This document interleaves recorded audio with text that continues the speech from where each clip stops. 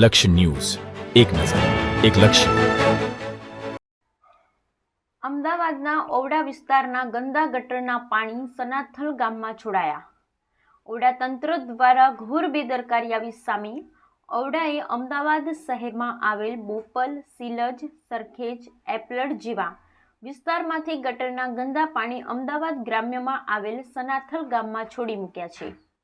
ગટરના ગંદા પાણી શહેરમાંથી ગામડા વિસ્તારમાં છોડાતા સનાથલ ગામે આવેલ શ્રી લંબે નારાયણ આશ્રમની ખેતી લાયક 45 વીઘા જમીનમાં ગટરના ગંદા પાણી ફરી વળતા ખેતીને મોટું નુકસાન.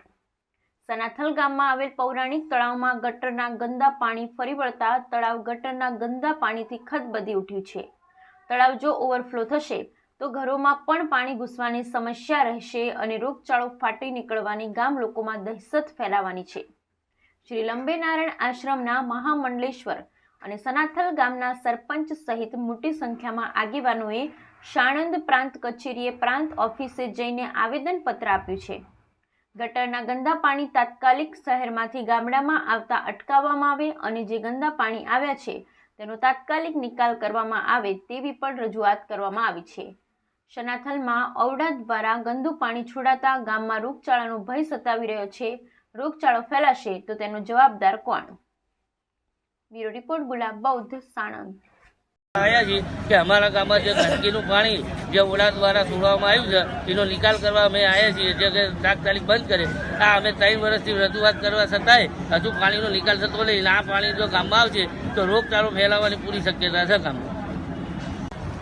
સનાથલ ગામ સ્થિત અમારા લંબેનારાયણ આશ્રમમાં લગભગ 45 વીઘામાં ગટરનું ગંદુ પાણી આવી ગયું છે, જેને લીધે ખેતીને ખૂબ નુકસાન થઈ રહ્યું છે.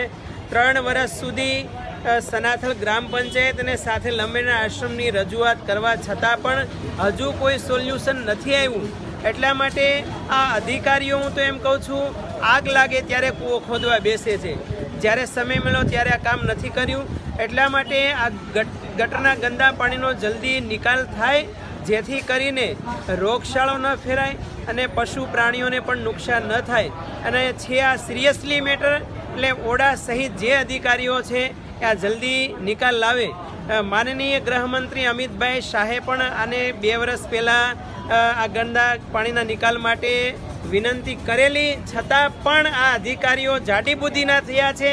એટલે જલ્દી તાત્કાલિક કામ કરે એવી અમારી સંતોની પણ સમસ્ત સનાથલ ગ્રામ પંચાયતની સાથે એક ભલામણ અને અરજી છે.